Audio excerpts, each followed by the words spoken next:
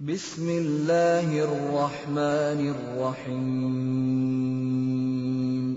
وَمَاذَا عَلَيْهِمْ لَوْ آمَنُوا بِاللَّهِ وَالْيَوْمِ الْآخِرِ وَأَنفَقُوا مِمَّا رَزَقَهُمُ اللَّهُ وَكَانَ اللَّهُ بِهِمْ عَلِيمًا. إِنَّ اللَّهَ لَا يَظْلِمُ مِثْقَالَ ذَرَّةٍ وَإِن تَكُ حَسَنَةً يُضَاعِفْهَا وَيُؤْتِ مِن لَّدُنْهُ أَجْرًا عَظِيمًا. صدق الله العظيم. وَمَاذَا عَلَيْهِمْ لَوْ آمَنُوا بِاللَّهِ وَالْيَوْمِ الْآخِرِ, dan apakah yang akan menimpa mereka jika mereka beriman kepada Allah dan kepada hari akhirat. وَأَنْفَقُوا مِمَّا رَزَقَهُمُ اللَّهُ, serta mereka mendermakan sebahagian dari apa yang telah dikurnia oleh Allah kepada mereka. وَكَانَ اللَّهُ بِهِمْ عَلِيمًا, dan ingatlah Allah sentiasa mengetahui akan keadaan mereka. Sambungan kepada ayat yang sebelum ini, ayat menyatakan di antara orang-orang yang bakhil ini ialah mereka yang bukan saja tidak memberi, tidak berderma, tetapi apabila mereka berderma, mereka ingin memperlihatkan orang, menunjuk-nunjukkan orang, membesar-besarkan pemberiannya. Ini namanya perbuatan tidak syukur kepada nikmat, perbuatan kafir. Wa'tadna lil kafirin azaban muhina. Kami sediakan bagi orang-orang kafir itu azab yang cukup menghinakan. Kemudiannya orang ini rugi apabila mereka berderma, tetapi mereka tidak ikhlas dalam derma mereka. Mereka bakhil, mereka bukan saja diri mereka bakhil, tapi melarang orang lain juga turut berderma. Dan jika mereka berderma, mereka ingin dibesar-besarkan kepada orang ramai. Sebenarnya mereka rugi. Apalah salahnya, apa ruginya mereka kalau mereka ini beriman kepada Allah dan mereka ikhlas dalam pemberiannya? Apa ruginya mereka kalau mereka beri ini, mereka tidak pentingkan hasil di dunia ini, beri saja kepada orang, pentingnya sampai derma dan bantuannya itu kepada mangsa-mangsa yang mereka ingin sampaikan. Kemudiannya serahlah bantuan itu, serahlah amalan itu kepada Allah Subhanahu wa taala. Tetapi ini tidak. Sebagian daripada manusia ini apabila mereka berderma, mereka mahukan nama itu ditonjolkan di mana-mana saja, dibesar-besarkan. Wa madza alaihim, dan apakah kerugian yang akan menimpa mereka lau amanu billahi wal yaumil akhir, jika mereka beriman kepada Allah dan kepada hari akhirat. Mereka ini sebenarnya mereka berderma, tapi mereka ingin mencari nama. Mereka telah beriman, tetapi iman mereka tidak sepenuhnya. Jika iman mereka sepenuhnya kepada Allah, mereka tidak penting dunia ini. Yang mereka pentingnya, inilah harta yang ada pada mereka akan berfaedah mereka pada hari akhirat nanti. Biar mereka tidak mendapat apa-apa di dunia, katakan begitu, tetapi mereka tidak kurang biar sedikit pun pada hari akhirat. Sepatutnya orang beriman berbuat begitu. Lau amanu billahi, jika mereka benar-benar beriman, wal yaumil akhir, beriman kepada Allah dan beriman kepada hari akhirat. Pada hari akhirat bagi mereka yang berderma pada jalan Allah, berderma di jalan Allah, dan mereka ikhlas kepada Allah, banyak perkara yang kita akan dapat faedah daripada sedekah ini. Banyak faedahnya, dan faedah yang teratas kali ialah keredaan Allah Subhanahu wa taala atas pada apa yang mereka beri itu, pada apa yang kita kurnia, yang kita beri bantuan itu. Pada hari akhirat akan dapat pulangannya setinggi-tinggi sepenuhnya kepada kita. Ayat ini pada hakikatnya mencemuh segolongan orang yang berada kerana mencari faedah yang tidak seberapa di dunia ini, menerusi satu amalan yang sebenarnya membawa pulangan yang sangat besar dan sangat faedah, tapi dia rugi. Pada hari akhirat mereka tidak mendapat apa-apa. Sebab derma mereka itu, pahala mereka dah dapat di akhirat, di dunia dahulu. Sebelum ini mereka telah dapat, di akhirat mereka rugi.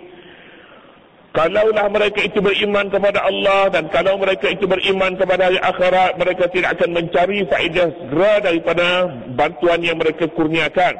Wa anfaqu mimma razaqahumullah, dan mereka berbelanja, mereka mendermakan daripada sebahagian daripada apa yang telah dikurnia Allah kepada mereka. Orang yang memberikan memberi derma, tetapi dengan niat supaya orang mengetahui bahawa dirinya seorang yang suka berderma dan sebagainya, lalu dia mencari faedah dunia daripada derma yang mereka berikan itu, sebenarnya mereka ini silap daripada beberapa sudut. Sudut yang pertama sekali, mereka merasakan rezeki yang diberi, yang ada pada mereka itu kepunyaan mereka dan hak mutlak mereka. Padahal tidak. Yang mereka punyai itu hak Allah Subhanahu wa taala yang diberi kepadanya, mimma razaqahumullah. Jadi kalau barang yang ada pada kita itu datang daripada Allah, jika kita beri kepada orang pun, kita beri sedekah, beri bantuan kepada orang, Allah pun tak akan beri kepada kita. Allah akan beri kepada kita sebab dia datang dulu pun daripada Allah kepada kita, dia pergi pun kerana Allah. Jadi kalau begitu, Allah akan ganti yang lain. Mengapa manusia tidak faham? Apabila mereka menderma, mereka anggap itu harta mereka, kepunyaan mereka, hak mutlak mereka. Salah di sini. Salah. Mimma razaqahumullah, daripada rezeki yang Allah berikan kepada mereka. Jadi ayat ini membetulkan sedikit kefahaman orang yang mempunyai harta dan ingin memberi bantuan. Anggaplah apa yang ada pada kita itu kepunyaan Allah. Apabila diberi, kita beri hak Allah kepada orang yang Allah suruh padanya. Manusia hanyalah pemegang amanah. Manusia beramanah dengan dirinya, dengan kesehatannya, dengan nyawa yang ada padanya, dengan keluarga, anak pinak, dengan harta benda yang ada padanya. Tak lebih daripada itu. Manusia ini di dalam dunia disebutnya mustakhlafina fil ardi. Mimma ja'alakum mustakhlafina fil ardi wa anfiqu mimma ja'alakum mustakhlafina fihi. Hendaklah kamu memberi nafkah, memberi derma pada jalan Allah daripada barang yang kamu hanya dijadikan khalifah padanya, dijadikan pemegang amanah padanya. Jadi bagi orang pemegang amanah, jika diberikan kepada pihak-pihak yang disuruh supaya sampaikan kepada mereka, itu pulang modal baru. Pun kita tak nak berbuat apa-apa sepatutnya. Kita beri derma kepada mangsa kebakaran, mangsa bencana alam, mangsa apa kita beri. Kita janganlah cari nama padanya kerana kita buat itu hak Ta'ala. Kita pulang modal baru. Kita belum lagi berbuat apa-apa. Kita mustakhlafina fih. Jadi di sini ayat ini seolah-olahnya merangsang, menolak kita kepada satu kefahaman yang betul tentang pemilikan harta. Itu yang pertama. Yang kedua pula, ayat mimma razaqahumullah, maknanya daripada sebahagian daripada apa yang dikurnia oleh Allah kepada mereka. Nafkah, rezeki, hendaklah daripada barang yang Allah beri. Artinya dia seolah-olah membayangkan rezeki yang kita punyai hendaklah kita daripada rezeki yang halal, dan daripada rezeki yang halal ini sepatutnya kita cari faedah daripadanya. Kita cari pahala daripadanya. Mimma razaqahumullah. Dia tidak kata wa anfiqu min amwalikum. Hendaklah kamu berbelanja daripada harta kamu. Dia tidak kata min amwalikum, daripada harta kamu. Tapi daripada rezeki yang Allah berikan kepada kamu. Maknanya dia seolah-olah membayangkan derma yang hendak kita beri biarlah halal. Satu, rezeki yang datang daripada sumber haram tidak boleh dijadikan amal kebajikan menerusinya. Rezeki yang datang daripada sumber, katakanlah sumber riba, sumber menipu, sumber yang mencuri, merampak, mengganas, menyamun, bolehkah kita buat amal kebajikan menerusinya? Kita menyamun buat masjid besar, masjid kita hasil daripada rompakan 3 juta. Bolehkah? Kita tak dapat apa-apa. Kita tak boleh. Tak boleh dapat pahala daripadanya sebab itu Allah tidak beri rezeki yang haram ni. Kita yang cari rezeki haram sama dia Tuhan tidak restu, Tuhan beri dan kita cari haram, ambil haram bagi Allah tak ada guna, tak ada apa-apa pun. Yang haram, yang halal ambil lah kau mau. Tapi Tuhan tidak merestuinya. Jadi kalau begitu mimma razaqahumullah, merangsang supaya barang yang nak dibuat kebajikan biarlah barang yang bersih dan barang yang halal. Mimma razaqahumullah. Ulama kita menyatakan harta yang kita miliki daripada sumber haram, kita berkewajipan membersih diri daripadanya. Hendaklah kita bersih diri, membebas diri daripadanya. Bagaimana nak bebas diri daripadanya? Kita banyak uang haram. kita wang riba kita masih simpan dalam bank. Mengapa kita simpan kerana tak boleh makan? Tak bolehkah kita ambil? Hendaklah diambil. Tetapi lepaskan, bebaskan diri. Selama mana dia disimpan di situ, kita masih belum bebas. Kerana dia hak kita, nama kita. Tidak boleh pergi ke lain. Ambil dan bebas diri daripadanya. Bagaimana untuk dibebaskan diri? Sebagian ulama kata tak boleh nak beri sedekah pun. Barang tu barang buruk, bagaimana nak beri sedekah? Saya rasa itu tak betul. Boleh diambil, tetapi berilah kepada orang yang berhak. Orang yang berhak, orang lapar, orang yang memerlukan bantuan, orang yang hidup dalam kesempitan, sampaikan kepada mereka hak mereka. Mereka tidak boleh mencuri, tak boleh melapar, tak boleh menggalah, tapi ini hak orang beri. Kita beri bukan niat sedekah, tetapi dengan niat membebas diri daripadanya. Mudah-mudahan Allah tidak lagi persoalkan wang itu pada akhirat nanti. Mudah-mudahan begitu. Jika tidak, kita akan dipersoalkan. Ataupun kita beri barang ini, kita harap pihak-pihak yang berhak, Tuhan punya hak, barang ini akan mendapat pahala daripadanya. Kita harap jika ada pahala, hantarlah kepada Tuhan punya harta yang kita ambil menerusi cara haram ini. Satu caranya. Ataupun caranya barang ini menurut setengah orangnya buang ke laut. Oh, ini kita kata fatwa yang tidak memberi manfaat kepada sesiapa. Buang ke laut. Orang ini, fatwa ini merasakan dia boleh menyucikan dengan cara itu. Tidak. Dia akan berdosa pula atas kesalahan membazirkan harta. Islam menghormati harta sebagaimana menghormati Tuhan punya harta. Harta merupakan syakhsiah sendiri. Dia mempunyai kesaksian sendiri. Harta tidak boleh disimpan merata-rata sebab dia mempunyai kepribadiannya sendiri, mempunyai kehormatannya sendiri. Buang ke laut adalah satu amalan pembaziran sekalipun bukan harta miliknya dengan cara yang sah. Ayat menyatakan barang-barang yang nak dibuat sedekah, dibuat kebajikan, hendaklah rezeki itu datangnya daripada sumber yang halal. Sumber yang halal, yakni barang yang Allah berikan kepadanya. Dua perkara ini boleh difahami daripada rezeki itu dihubungkan dengan Allah Subhanahu Wa Taala. Dia tidak dihubungkan dengan kita. Yang ketiga, mimma razaqahumullah, daripada rezeki yang Allah berikan kepada mereka, untuk menyatakan bahawa manusia tidak ada hak sebenarnya untuk menunjuk-nunjuk dengan harta pemberian yang dia beri, yang Allah beri. Tak ada. Kita bila kita nak beri, kita kata tulislah nama tu, isytiharlah kepada orang ramai, cakaplah kepada orang ramai, saya yang beri tu. Tiang masjid tu saya yang buat tu. Tulis kat situ pun tak apa, nama saya. Nama saya. Ayat ni menyatakan sepatutnya orang ni malu. Malu macam mana? Malu tidak hak dia, hak Tuhan. Jadi bila hak Tuhan letak nama, patutnya tiang ni tiang Allah. Maksudnya macam tu.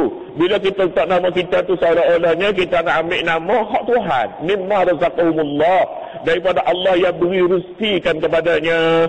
Jadi hak Allah Subhanahu Wa Taala seolah-olahnya manusia duduk diam-diam sajalah. Ikhlas sajalah dalam hal ini, beri dan harap sajalah bantuan pahala daripada Allah Subhanahu Wa Taala yang bakal kita dapati pada hari akhirat. Dunia ni tak payah rebutlah, sebabnya barang ni tak milik lain, dia hak Allah semuanya.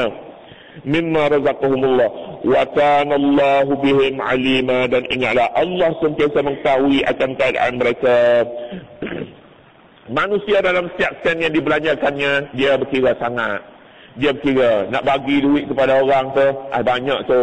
Kadang-kadang dia larang orang lain, jangan beri kepada dia. Banyak sangat tu, sikit-sikit sudahlah. Padahal bukan duit dia pun. Bukan duit dia. Bila beri sedekah Allah, orang bagi dia, macam apa orang tak bagi kat saya? Apalah. Dia macam-macam macam tu. Allah sangat mengetahui dalam perkara ini. Tuhan mengetahui manusia ini dia bakhil. Kadang-kadang dia bakhil bukan saja dengan harta dia, tetapi harta orang lain pun dia bakhil juga. Bakhil, salah. Manusia ni Allah Subhanahu Wa Taala Maha mengetahui dengan hati mereka. Tuhan mengetahui betapa liatnya manusia untuk memberi sesuatu pada jalan Allah, untuk berderma pada jalan Allah. Tetapi pada jalan selain daripada jalan Allah, mereka bermurah hati pula untuk berbuat perkara-perkara yang tidak mendatangkan faedah pada akhirat. Mereka murah. Jadi dengan itu, semuanya ini dalam pengetahuan Allah. Jangan ingat Allah tak tahu. Tuhan tahu di mana tempat mereka murah, di mana tempat mereka bakhil. Sepatutnya mereka murah pada jalan Allah, tapi mereka bakhil pada tempat-tempat yang tidak mendatangkan faedah. Inna Allah la yazlimu mithqala dzarratin wa in taku hasanatan yudha'ifha wa yu'ti min ladunhu ajran 'azima. Inna Allah, sesungguhnya Allah tidak sekali-kali menganiayai seorang sekalipun sebesar zarrah. Wa in taku hasanatan, dan kalaupun amal sebesar zarrah itu amal kebajikan, yudha'ifha, nasya digandakan jadi besar juga bila diganda. Wa yu'ti min ladunhu ajran 'azima, dan Allah akan memberi dari sisinya pahala yang amat besar. Ayat ini pula merangsang orang yang berada, orang yang berharta, orang-orang kaya supaya berbuat kebajikan. Kebajikan ini sebagai satu pelaburan akhirat. Amal kebajikan dengan harta, pelaburan dengan hari akhirat. Orang sentiasa bertanya bila pelaburan berapa pulangannya, berapa peratus? Berapa peratus? 10, 11, 12. Cari kita pilih mana yang lebih tinggi tempat pulangannya untuk kita melabur padanya. Jadi kalau begitu nak melabur ni, melabur akhirat paling menguntungkan sekali. Pelaburan akhirat, jangan cari pelaburan dunia ini, rugi. Kadang-kadangnya tak dapat untung pun, dia rugi pula. Yang pasti menguntung hari akhirat, pelaburan akhirat. Ayat merangsang. Manusia perlu kepada kempen untuk berbuat amal kebajikan ini. Perlu kepada rangsang. Jika tak rangsang, dia tidak tergerak hati untuk berbuat kebajikan. Dia lalu saja depan tu. Dia lalu kan dia pergi, dia tak melabur pun. Tong ada depan tu. Tong kebajikan. Peti kebajikan, masuklah sikit pada awal bulan. Ini derma kebajikan untuk anak yatim, untuk masjid. Tak, dia lalu saja aja. Lalu. Kalau begitu perlu kepada rangsang. Rangsangannya, innallaha, sesungguhnya Allah, la yazlimu mithqala dzarratin, tidak sekali-kali menganiaya seseorang sekalipun sebesar zarrah, yakni sebesar debu. Zarrah ni susah nak sebutnya dianya. Zarrah ni sesuatu yang paling kecil sekali. Dulunya orang terjemah zarrah ni biji sawi. Biji sawi itu besar.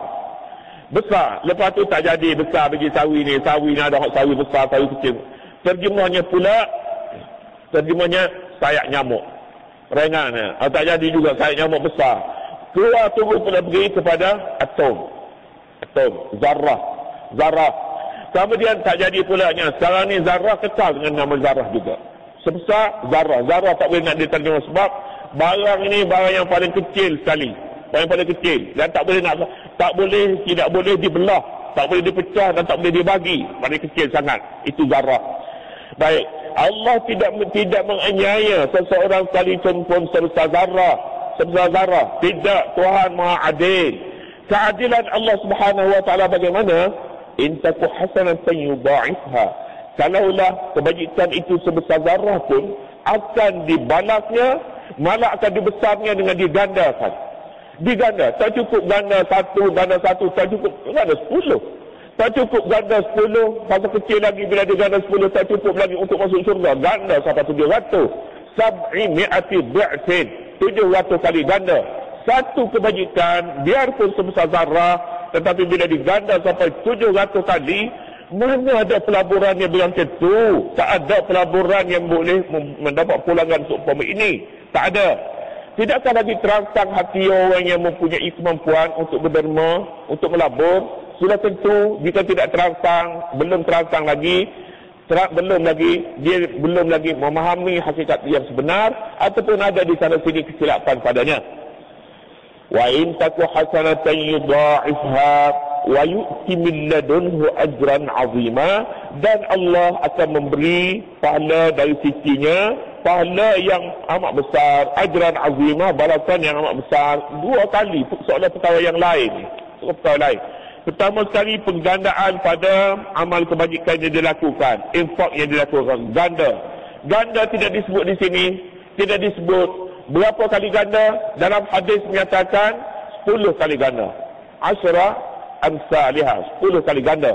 Ada pula yang menyatakan 700 kali ganda. Ada yang menyatakan yudha'ifu liman yasha', Allah ganda menurut yang dia kehendakinya. Menurut dia kena ganda sama berapa, tak ada siapa yang boleh menghalang dia nak ganda. Satu bahagian. Satu bahagian yang lain pula, pokok asalnya tidak bergerak, tetap sebanyak itu juga, dan ini akan diberi pahala yang lain pula. Ganda lain, pahala lain. Diganda pada barang yang kita beri itu menjadi besar, dan pahala berdasarkan pada hak yang diganda. Dia tidak berdasarkan kepada pokok, tidak. Berdasarkan kepada yang diganda. Begitulah ayat merangsang supaya kita berbuat kebajikan, dan kebajikan yang disebutkan di sini merujuk kepada hak atas adalah dulu ayat 36, 37, 38 wa'budullah sampai kepada wallazina kepada allazina yabkhuluna hingga seterusnya. Semuanya ini amal kebajikan yang dirangsang, kerana manusia ini jika tidak dirangsang dia tidak tergerak untuk melakukan sesuatu, kerana manusia boleh melakukan sesuatu apabila dia nampak dengan mata, dia boleh sentuh dengan tangan, dan dia boleh ada di hadapannya, boleh disaksikan. Tapi barang-barang akhirat tidak boleh disaksi. Oleh kerana itu dia perlukan kepada rangsangan. Ayat ini merangsang gitu. Kemudian seterusnya, fa kaifa idza ji'na min kulli ummah wallahu subhanahu wa ta'ala a'lam. A'udzubillahi minasyaitonir rajim. Bismillahirrahmanirrahim. Allahumma rabbana la tuzigh qulubana ba'da idh hadaytana wa hab lana min ladunka rahmatan. اللهم ارزقنا علما نافعا وقلبا خاشعا وعملا صالحا متقبلا وتوبة مقبولة وتجارة لن تبور. وصلى الله على خير خلقه محمد وعلى آله وصحبه وسلم. الحمد لله.